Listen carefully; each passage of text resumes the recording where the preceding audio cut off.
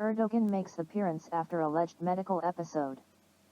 The Turkish leader has taken part virtually in a ceremony at the country's new Akkuyu nuclear power plant along with Russian President Vladimir Putin. Turkish President Recep Tayyip Erdogan has made his first appearance following speculation about his health earlier this week. He took part in a fuel delivery ceremony at the nation's Akkuyu nuclear power plant, along with Russian President Vladimir Putin. Both men appeared by video link. On Tuesday, Erdogan cut short a live interview due to a health problem.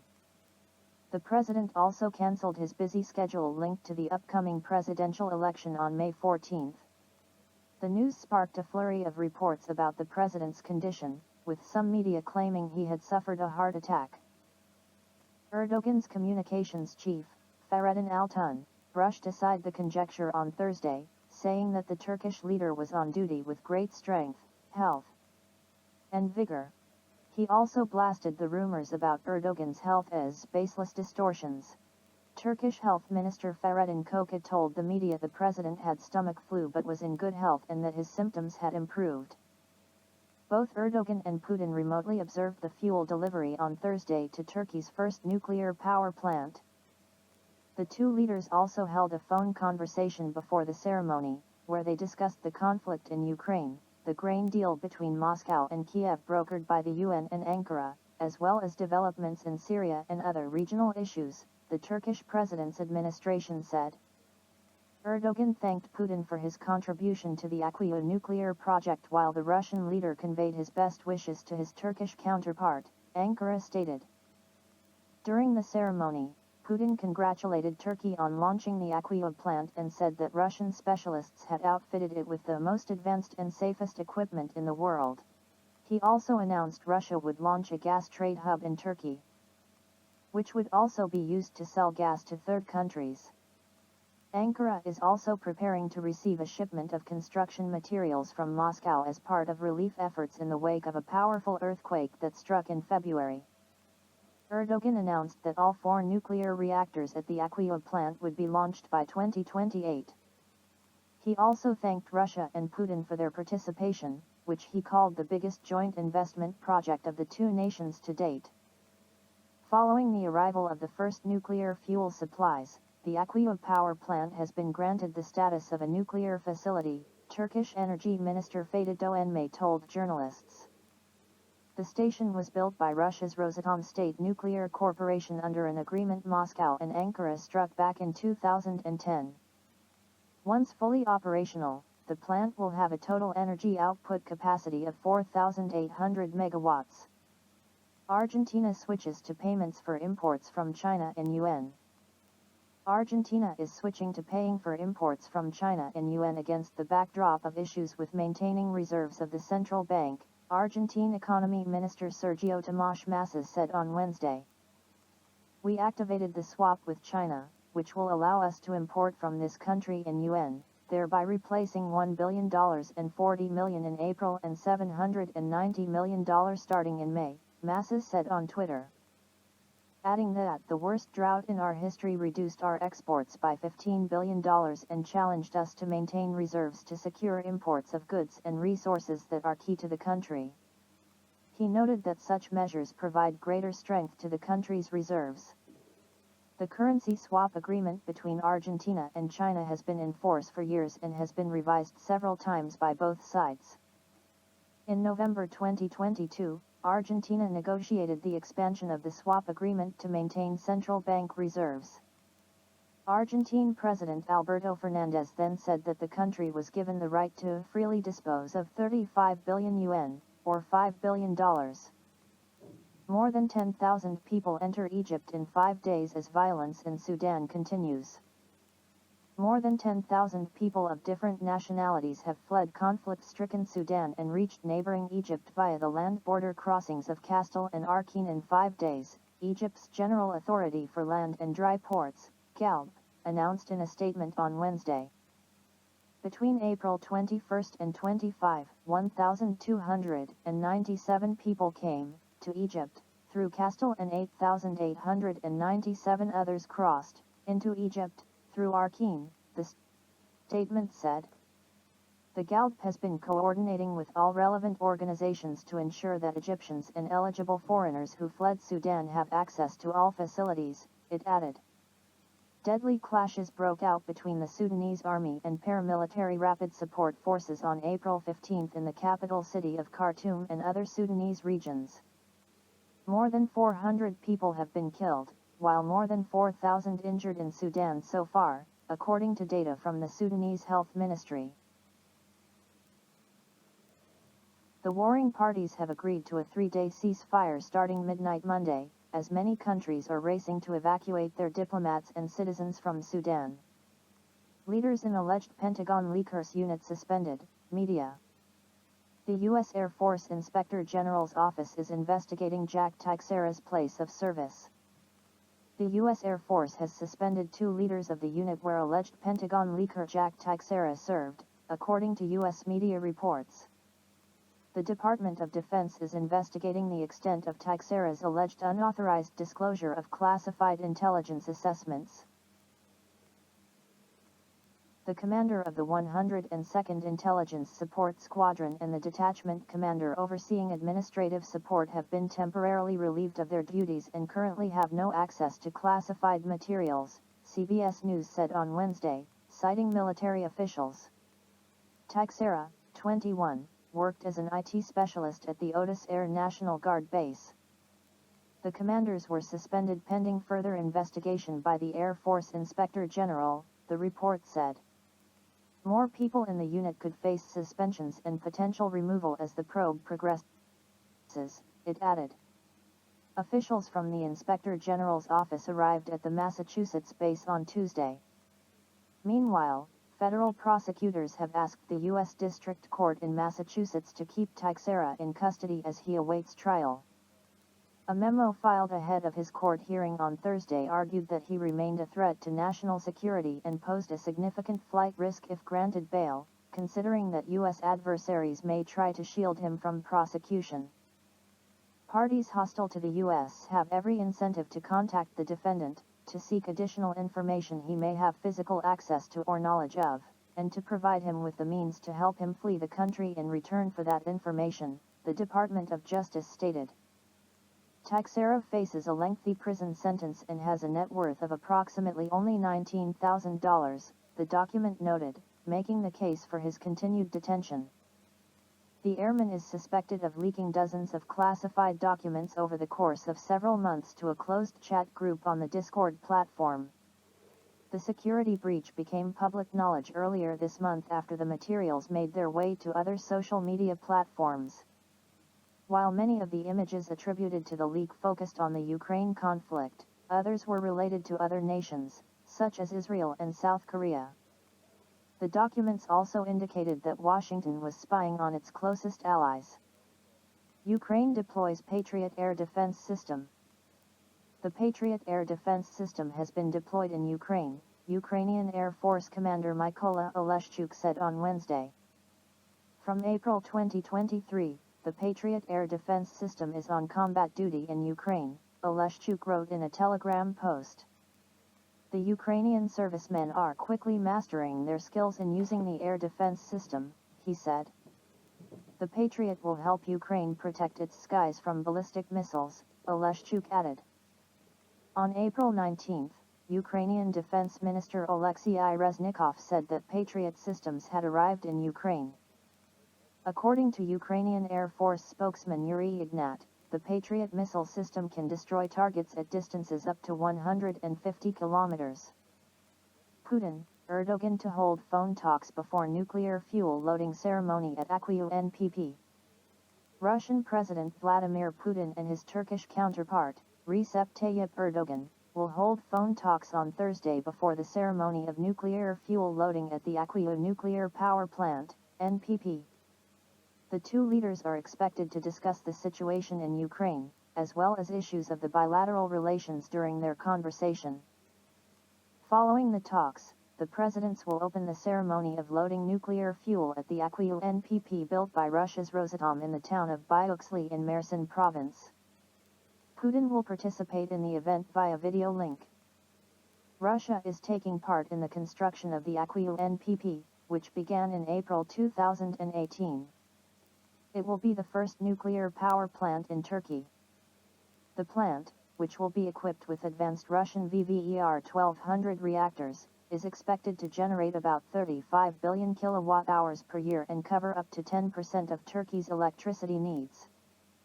The project is estimated to cost about $20 billion. Donald Trump raped me, writer tells jury in lawsuit trial.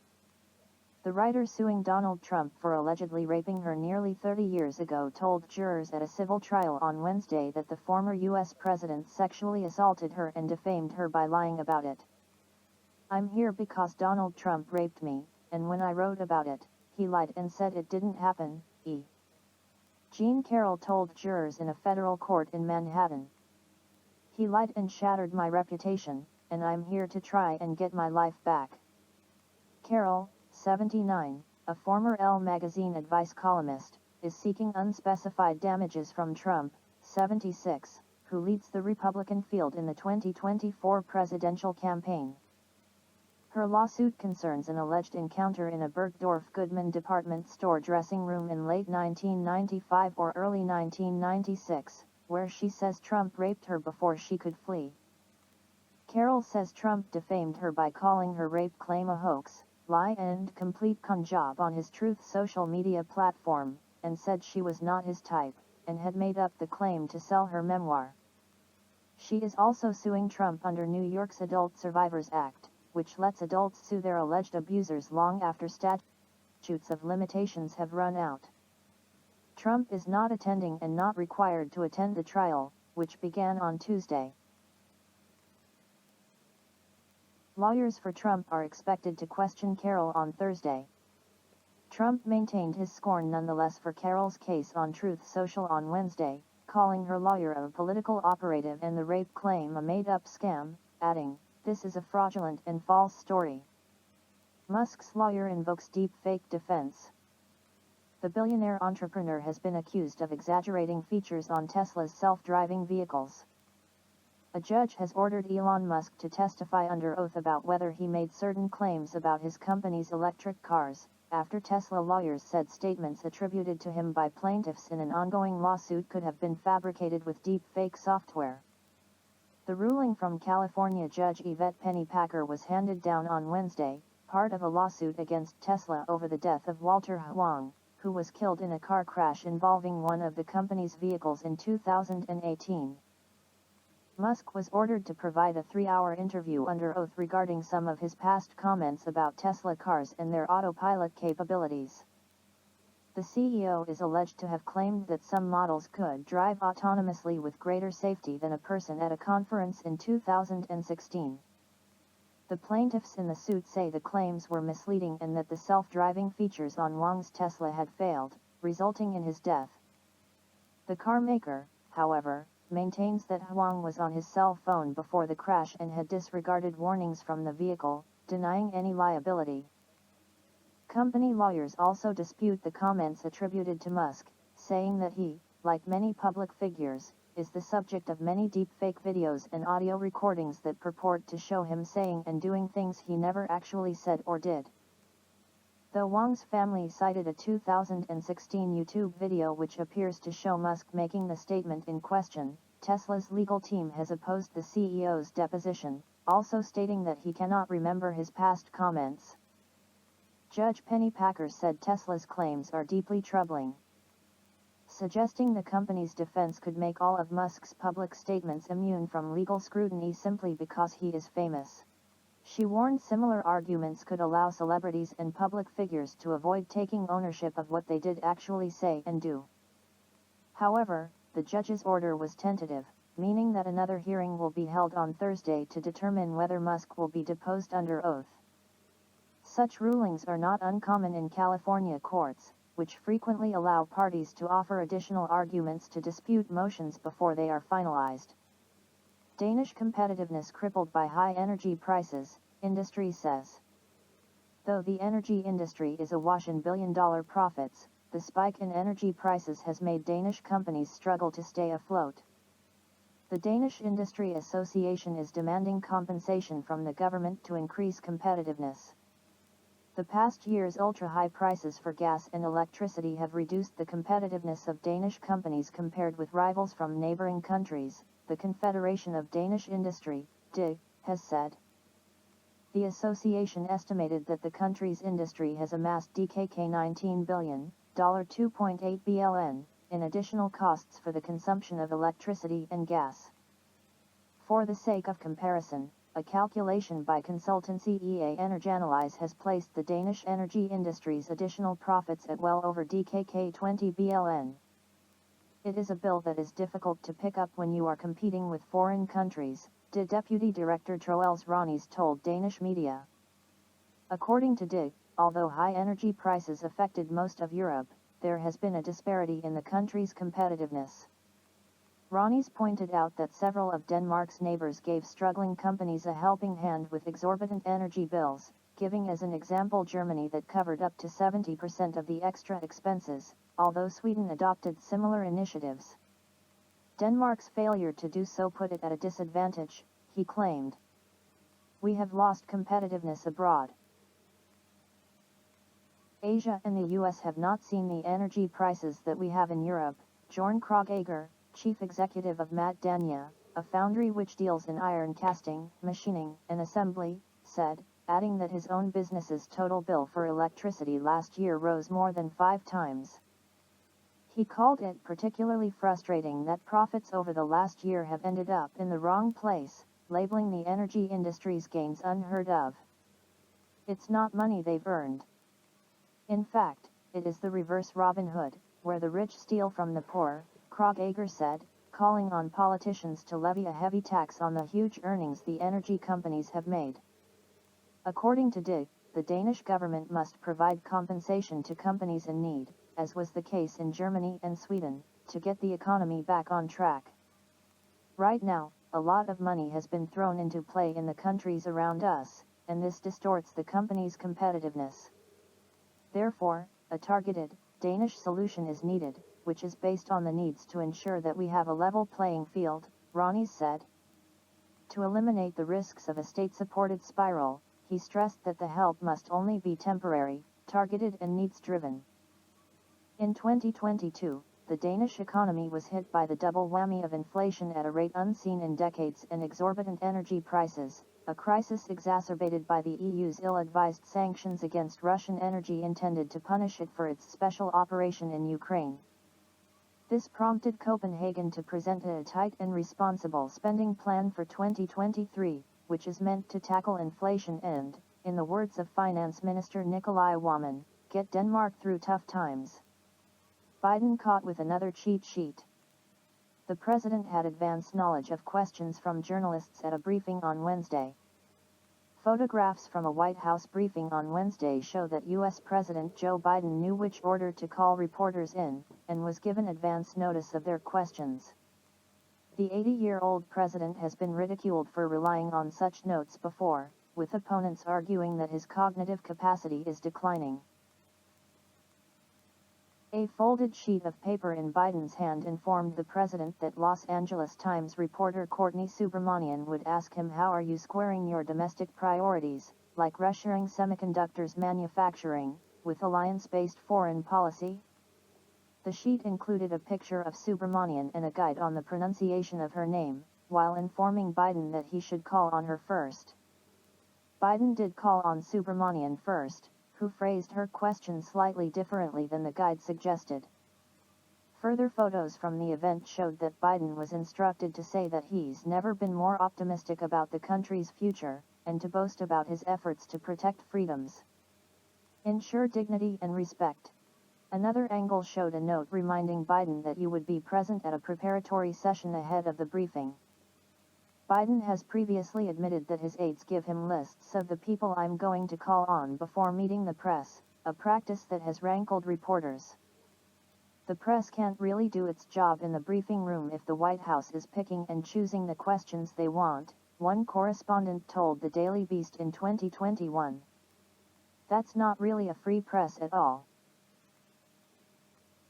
Biden was snapped using a list of tough Putin Q&A talking points during a news conference after he seemingly advocated for regime change in Russia last March. Despite being told what to say, Biden ended up wandering off script and repeating that the Russian president shouldn't be in power. 3 months later, Biden accidentally flashed another cheat sheet to reporters, this one containing precise instructions guiding him through every minute of a news conference. "You enter the Roosevelt room and say hello to participants," the card began, also reminding the president you take your seat before reporters arrived.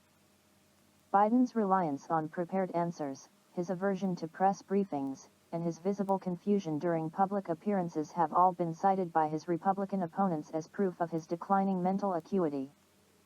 Biden announced on Tuesday that he will seek re-election in 2024, however, a Reuters poll published the same day found that 61% of registered Democrats consider him too old for the job. Why Bulgaria's population has shrunk by 11% in 10 years. The European Union is fast losing its working-age population.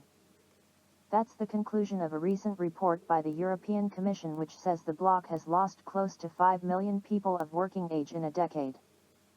The problem is pronounced in Bulgaria, considered the world's fastest shrinking nation. The country has lost more than 11% of its population to emigration over the past 10 years. It's 10 minutes before airtime, and Petya Kurtikova is polishing the final draft of her script. She is the host and founder of a news program called The Returnees, which airs on Bulgaria's on-air television station. The show highlights the achievements of Bulgarians that have returned to their homeland after living abroad. "I believe the people who return, their voice is very important," said Kurtikova. "They have lived their American dream, or I don't know, their Nigerian dream, whatever dream. I want them to live their Bulgarian dream. I want our country to be a part of Europe.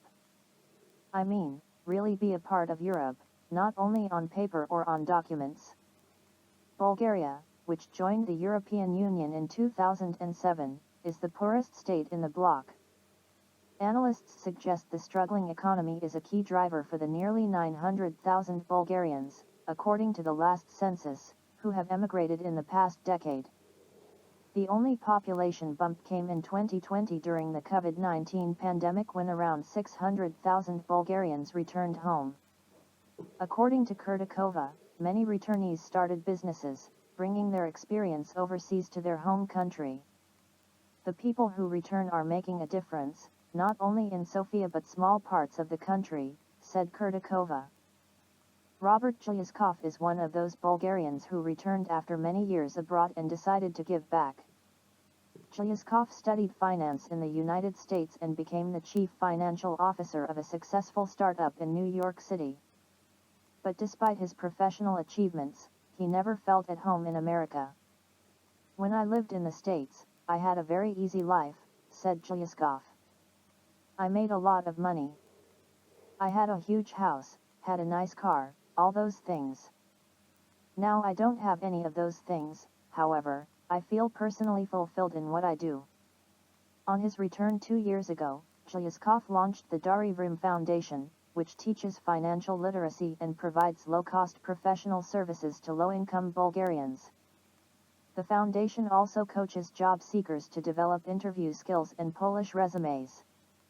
There is a nuance, a narrative in Bulgaria that states that everything is lost, the government is not where it's supposed to be, subsequently, the people are not where they are supposed to be, said Gilyaskov.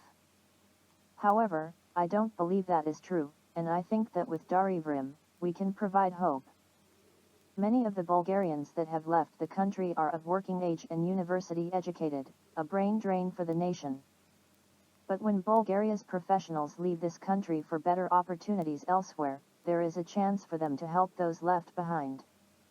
A local non-profit organization is keeping those working overseas engaged with what's happening here, giving them a chance to mentor students and share their expertise with local businesses.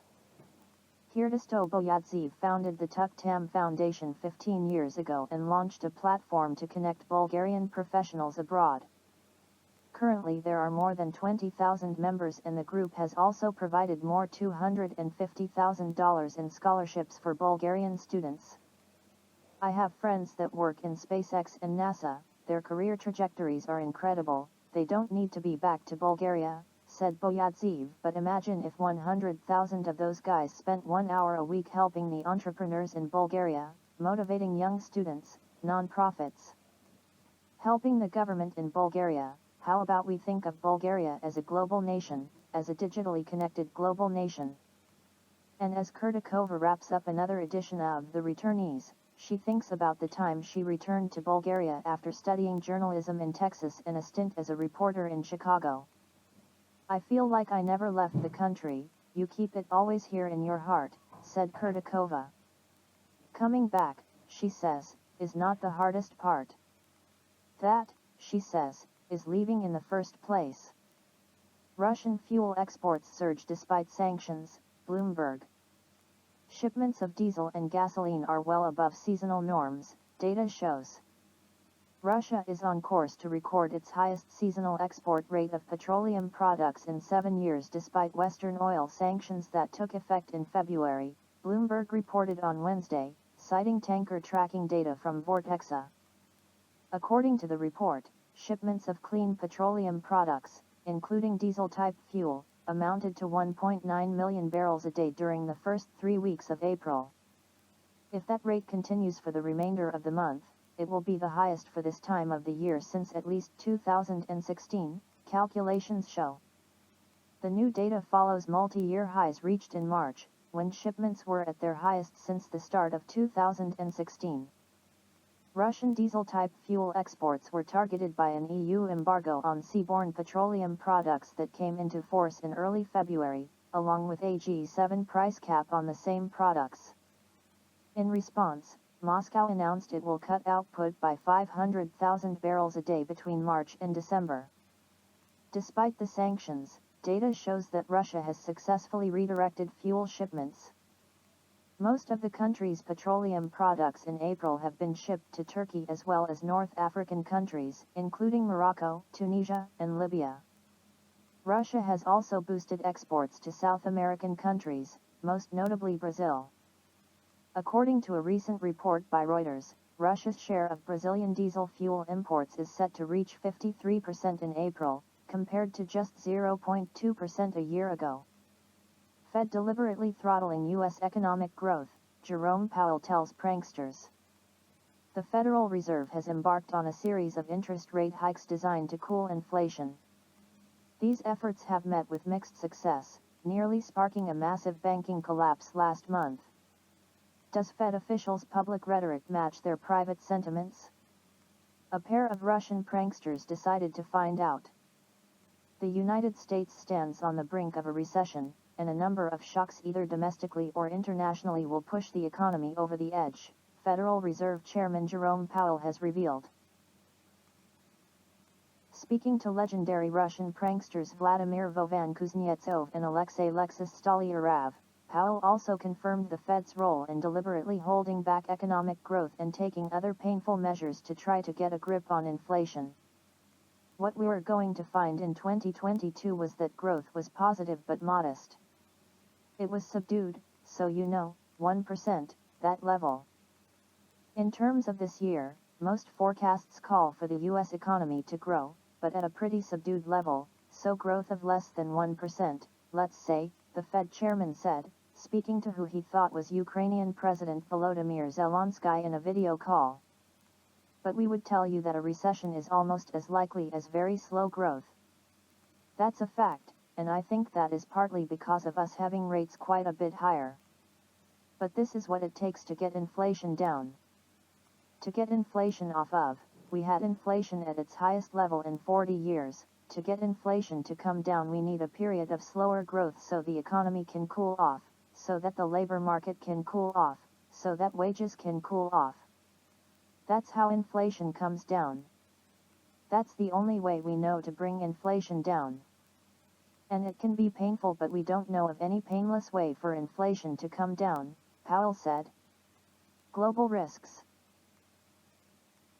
According to the Fed chairman, the future of the economy depends on a number of factors, some of which can be foreseen, others not. When growth is very slow already, any kind of a shock, any kind of a negative event, whether it be problems with a new COVID strain, or some kind of a terrible event in Ukraine, a turn that we don't want to see in Ukraine, something like that. Some kind of a negative shock, that could put the US economy in recession, Powell said. You ask for risks, the risks are clearly what happens in Ukraine is really going to matter, and clearly what happens in China will matter.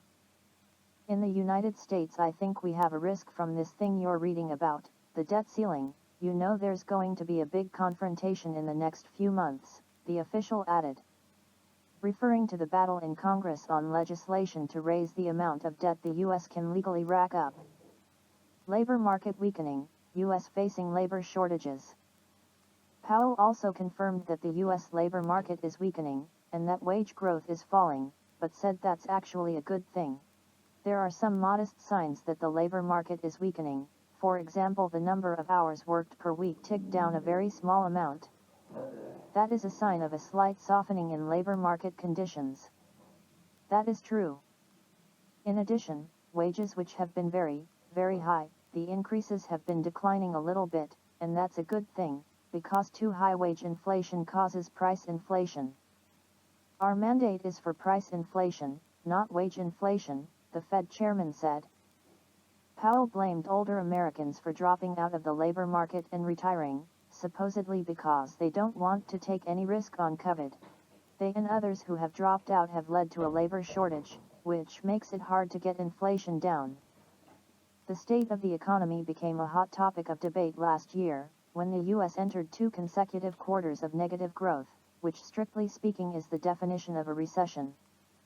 Biden administration officials profusely refused to admit that the U.S. had entered a recession, with the U.S. finishing off last year with growth of 1.1%, according to official data. On Thursday, the Department of Commerce reported that growth remained steady during the first 3 months of 2023, hitting 1.1% during the quarter.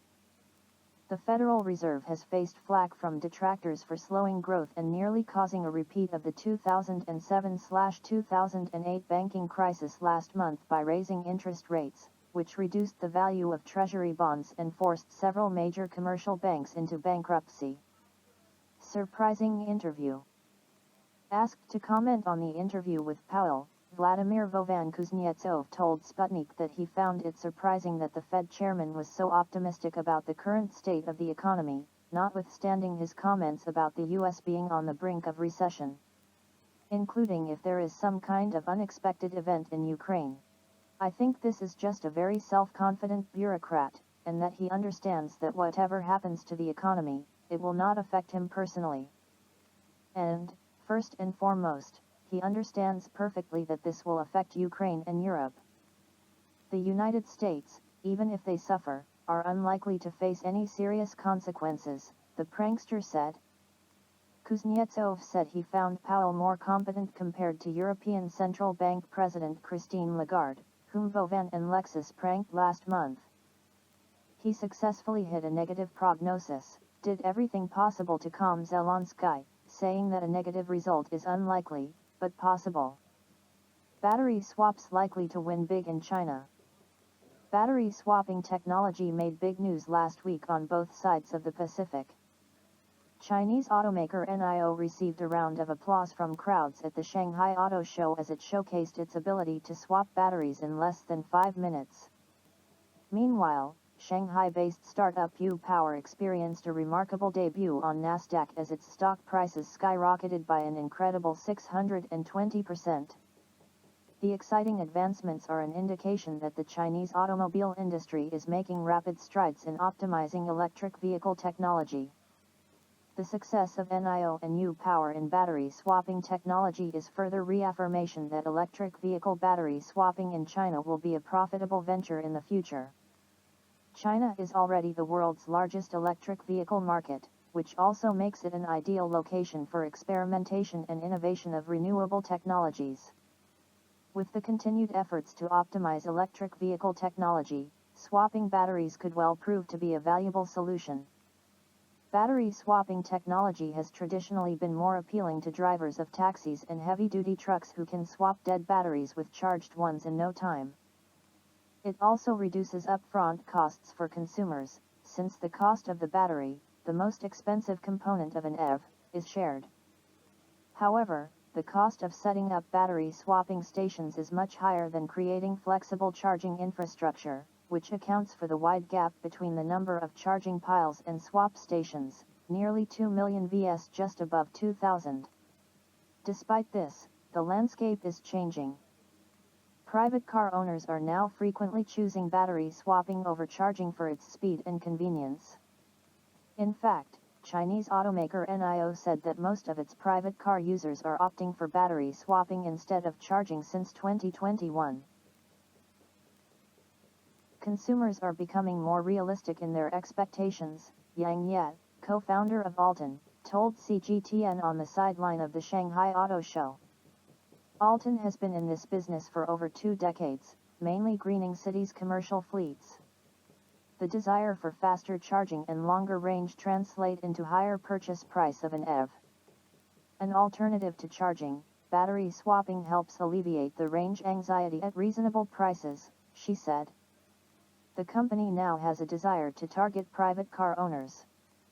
Tong Zongqi, Under-Secretary General of China Electric Vehicle Charging Infrastructure Promotion Alliance, expects new electric vehicle sales this year to reach 9 to 10 million, with 70% of new electric vehicle owners being private individuals.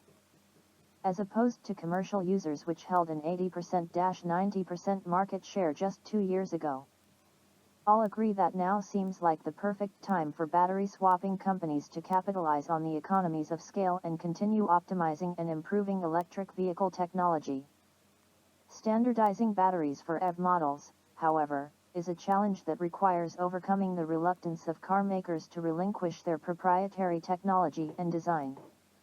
Sharing batteries also means sharing communication protocols, further complicating the matter.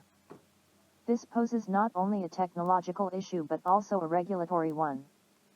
And this is where the Chinese government comes into play, as it has decided to push for wider EV adoption by establishing more charging infrastructure. The government wants one charging point, be it charging or battery swapping, for every single one of the new EVs. The China Electricity Council, a government body, is working towards implementing national-level standards for communication protocols used in swapping EV battery packs. The initiative includes 15 drafters from various companies, including Alton. Again, it takes time for a compulsory national standard to emerge, said Tong. The swappable solution for charging an EV has significant appeal to the Chinese government, as it helps reduce carbon emissions. Alton, a semi-battery manager, plays a critical role in this process. Unlike EV owners who are unable to maximize their idle batteries, Alton makes the best use of each power pack, saving energy in the process, said Yang. The company's proposal for vehicle-to-station-to-grid indicates that battery swap stations can serve a dual purpose. In addition to charging EV batteries, they can also wire excess electricity back to the state grid, turning battery swap stations into decentralized power storage systems. This process aligns with China's energy reform goals, which aim to achieve carbon peak by 2030. The demand for battery swap stations is set to rise, as a rapidly growing number of EV owners require services to refill their batteries while driving long distances or when charging is not readily available. On the supply side, companies like Power have taken a unique approach to the technology by creating a skateboard that includes a swappable battery. The idea has the potential to transform the auto industry by reducing costs and entry barriers for car making. Ironically, battery swapping technology, which was abandoned by U.S. electric vehicle maker Tesla, is seeing a revived interest in China. The market is attracting new players, including battery giant CATL and traditional oil company Sinopec. The two current top battery swap operators in the country, NIO and Alton, have set ambitious goals to add 1,400 new stations, respectively, this year, up from their current 1,344 and 597. NIO has also expressed interest in licensing its battery swapping technology to its rivals in Europe. However, the success of battery swapping technology outside of China remains uncertain. While China's EV market expansion and domestic technology advancements make battery swaps a viable and attractive option, the lack of infrastructure and standardization in other countries could pose a challenge. Nonetheless, battery swapping technology presents a unique opportunity to tackle climate change, and innovative companies like Alton and U-Power are making strides to transform the industry. As the technology develops and the EV market continues to grow, battery swaps are set to evolve further and shape the future of green transportation. German energy giant leaving Russia. Wintershall says it is working on divesting from joint projects in the sanctioned country. One of Europe's leading oil and gas companies, Wintershall Dea, announced plans to completely pull out of Russia and is currently exploring ways to withdraw from joint projects in the country. We no longer see any prospects for the energy partnership in and with Russia for the foreseeable future. Our decision is final, Wintershall CEO Mario Marin stated at a press conference on Wednesday.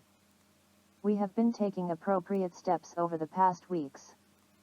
The company is studying options to divest from its Russian assets and taking personnel out of the country, he said. According to the chief executive, there are now less than 50 people left in the company's office in St. Petersburg, and staff elsewhere in the country has also been reduced. Marin noted that the exit process from Russia is complex, as the Russian authorities are allegedly creating new hurdles, obstacles and administrative processes for those wanting to leave the country. The exact timing of the completion of the procedure remains unclear, he said. Wintershall announced its intention to leave Russia in January amid growing criticism for its continued involvement in the sanctioned country. Unlike a number of Western energy firms, including France's Total Energies, Wintershall refused to leave Russia immediately, citing company interests. The majority BASF-owned company had deep ties to Russia, including stakes in the Nord Stream gas pipelines and joint ventures with Gazprom. Exiting the Siberian gas field projects would be difficult, Marin said. Wintershall will reportedly record a loss of €5.3 billion, $5.8 billion, from the deconsolidation of joint ventures in Russia. The energy giant's Russia operations accounted for over half of its output worldwide. According to the CEO, Wintershall is also looking into filing insurance claims and federal investment guarantees to recoup financial losses. Fears mount over U.S. banking crisis as major lender struggles. First Republic says it plans to sell off assets, restructure its balance sheet, and lay off staff. Shares in First Republic Bank plunged another 30% on Wednesday following a wipeout one day previously, after the struggling U.S. lender revealed that depositors had withdrawn more than $100 billion in the first quarter. The bank's stock dropped 49% on Tuesday after the San Francisco-based lender disclosed that it had lost 40% of its deposits, fueling fears of further bank collapses in the U.S. The concerns follow the failures of Silicon Valley Bank and Signature Bank in March, leaving the U.S. banking sector facing its biggest crisis of confidence since the 2007 to 2008 financial crash. Investors got a sharp reminder on Tuesday that the U.S. banking crisis and broader credit crunch are not over, the chief U.S. economist at Gavekal Research, Will Denier, commented. First Republic is considering strategic options to raise capital and avoid being seized by U.S. regulators, according to media reports. A source familiar with the matter told Yahoo Finance that a bailout plan would require assistance from the U.S. government. There is an open bank path solution here, but it's a matter of the government needing to convene to bring all the parties together to make it happen, he said. The recovery plan will reportedly include the sale of unprofitable assets and laying off up to a quarter of the lender's workforce of about 7,200 employees. However, media reports have highlighted questions surrounding First Republic's future as an independent lender or possibly as part of a bigger bank. Christopher Wolfe, head of North American banks at Fitch Ratings, said any potential buyer of First Republic would be looking at a big write-down in the value of the lender's assets. The options are very challenging and probably very costly, especially for shareholders, Wolfe told Reuters. Who's going to bear the cost? According to CNBC, advisors for the troubled lender will try to persuade some of the 11 banks that provided a $30 billion rescue package last month to buy First Republic's underwater bonds at above-market rates for a loss of several $billion. Russian industry resumes growth. The annualized figures for March have exceeded expectations. Russian industrial output grew in March despite expectations of a decline, according to official figures released on Wednesday. Industrial production was up 1.2% last month compared to the previous period last year, and 13.4% compared to February, data published by the Federal Statistics Service shows. An earlier survey of economists carried out by Bloomberg predicted a 1.4% decline in Russia's industrial production. Growth was reported across a wide range of industries in March year-on-year. The biggest gains in manufacturing were made in finished metal goods, 30.3%, computers, electronic and optical products, 22.5%, electrical equipment, 21.5%, and other transport, 13.1%. There were also declines in several areas, such as timber and the pharmaceutical industry. Mining and resource extraction were down 3.6%. The drop could be attributed to lower levels of the extraction of crude oil, Business Daily Commerçant suggested, noting that the Federal Statistics Service stopped releasing detailed data for oil production last month. Japan's Akkuyu module likely miscalculated, sped up moments before lunar crash. The company behind the Japanese lander announced in late March that the Akkuyu craft had officially entered the Moon's orbit, after having been launched into the cosmos in early December 2022. The Japanese module Akkuyu likely made a hard landing after unexpectedly accelerating toward the Moon, Japanese firm iSpace has confirmed. The company detailed during a Wednesday news conference that communication with the spacecraft is unlikely to be re-established, but that officials were continuing to sift through data that was successfully transmitted. It apparently went into a free fall towards the surface as it was running out of fuel to fire up its thrusters, Ryo Ujiya, who served as the chief technology officer for the project, said at the conference. Officials have indicated that the module accelerated sharply in the last seconds before likely crash landing, noting that communication was still active until the very last moments. The company has admitted it would be difficult to consider the landing a success. It was noted that during the final stage of landing, the device was descending in a vertical position. In the aftermath, the incident caused iSpace stock to lose 20% in value after a day of no trading, in accordance with the exchange's policy of balancing buy and sell orders. The company intends to improve technological readiness for subsequent missions in 2024 and 2025. The founder of iSpace, Takeshi Hakamada, stated they were able to gather a huge amount of information and gain experience from the failed landing attempt. We believe that we have fully accomplished the significance of this mission, having acquired a great deal of data and experience by being able to execute the landing phase, Hakamada said in a company statement. We are already developing Mission 2 and Mission 3 concurrently and have prepared a foundation that can maintain this continuity. iSpace plans to deliver its own rover to the Moon in 2024, and bring NASA payloads to the Moon from 2025. Helping U.S. Space Lab Draper to build a permanently staffed lunar colony by 2040. Japan's Akkuyu module with the Arab rover Rashid was launched toward the Moon in December 2022 using a Falcon 9 launch vehicle from U.S. company SpaceX. Japan planned to become the fourth country in the world to successfully land a vehicle on the Moon, after the USSR, US and China. The landing attempt puts the Japanese company on par with a private Israeli company and SpaceX, whose recent attempts to develop private spaceflight have failed. Pentagon Space Policy Chief, satellite systems essential to a U.S. way of war.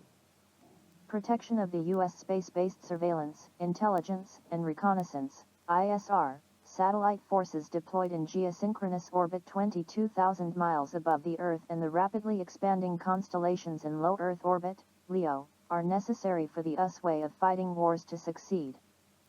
A U.S. official said. Speaking before the U.S. House Armed Services Committee on Wednesday, Assistant Secretary of Defense for Space Policy John Plum said that, to put it simply, space-based missions are essential to the U.S. way of war. Space is essential to how we compete and fight in every domain. The government official went on to underscore. Plum said the U.S. military infrastructure consisting of space assets orbiting the Earth provides essential capabilities in both the strategic and tactical spheres.